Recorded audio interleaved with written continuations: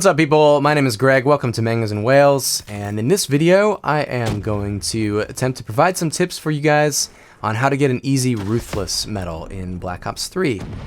And if you've looked at the challenges for, it's in the killer challenges, you only need one in order to get that challenge done for the Ruthless killer, which of course is 15 kills without dying, and that does not include Scorestreak kills. So if you're struggling with this, hopefully this video will help you out. And of course, I am aiming this more towards average players.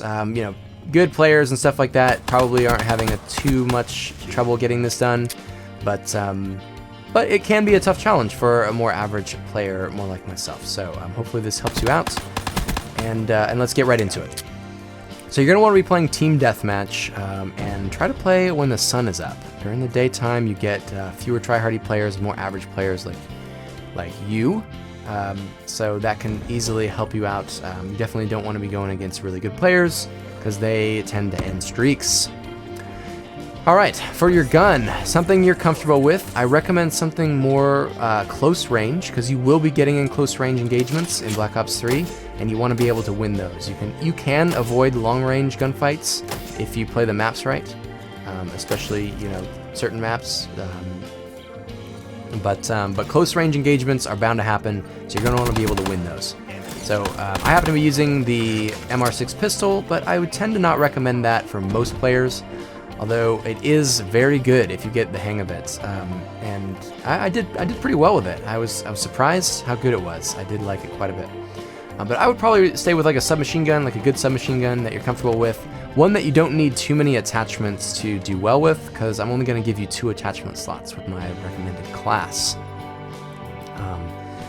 And then make sure you have a game plan. Have a game plan with your gun. If you're using the Vesper, you're going to want to stay close. If you're using the Razorback, you're going to be able to engage enemies at a little further distance, but keep in mind it has a slow fire rate, so that'll definitely adjust.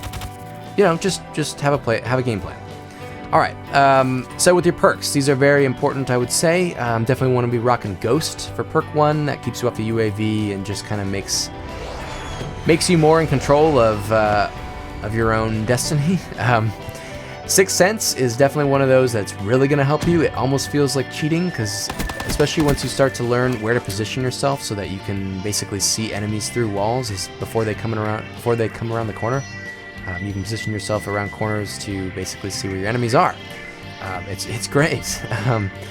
And so for perk 2, just Hardwired. Hardwired will again try to prevent dying by stupid things and just keep you more in control of your own destiny.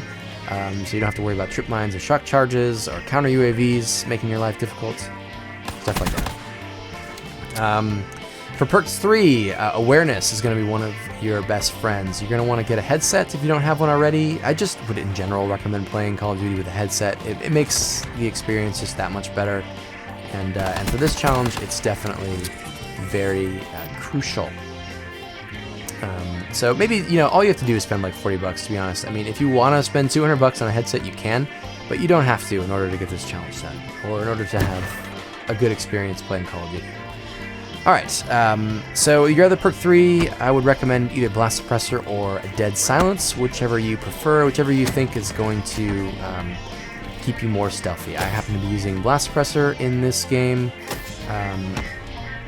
just because I think I like it better for game modes like TDM, where I'm not too worried about my own footsteps, tipping my enemies off. But the Blast is definitely a different story. Blast is very loud, so I like Blast Suppressor. For your specialist, you're going to want to be rocking Nomad with the H.I.V.E, and that might seem like an unusual recommendation, but really, when you think about it, there's very little in Black Ops 3 that gives you easy kills as easy as the H.I.V.E. You don't have to be engaging anybody. I mean, you can literally deploy your H.I.V.E pods and then go sit in a corner and let it do all the work for you. And that's kind of what I'm going to recommend. Basically, you're going to want to be in a spot where you feel comfortable, like nobody's going to jump out at you right then.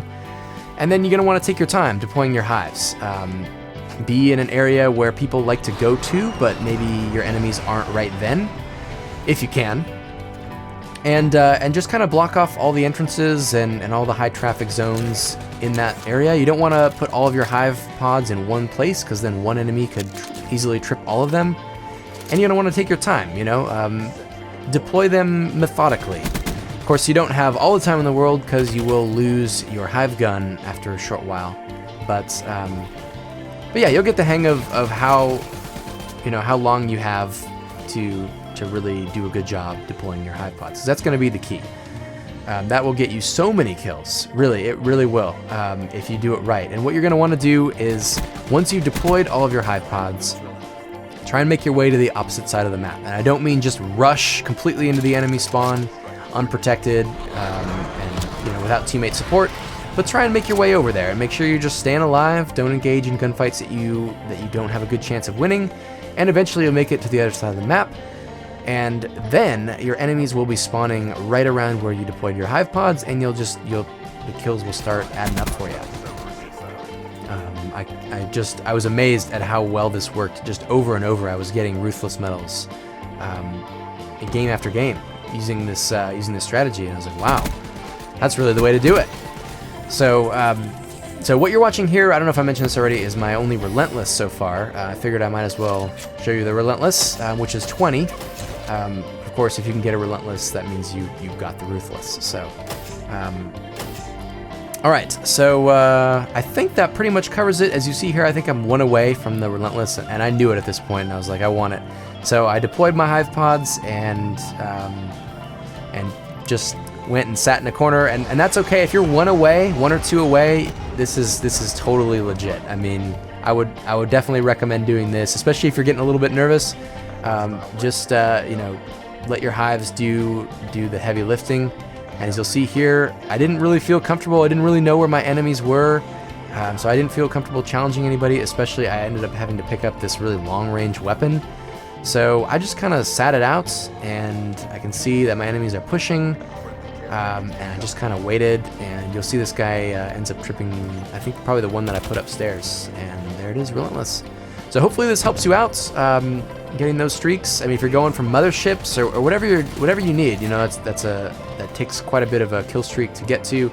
I think this definitely can help you out with that. So,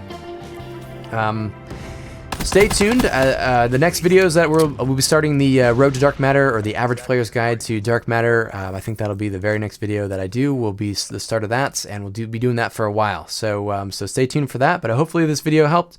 Hope you're having a great one, and I will catch you later.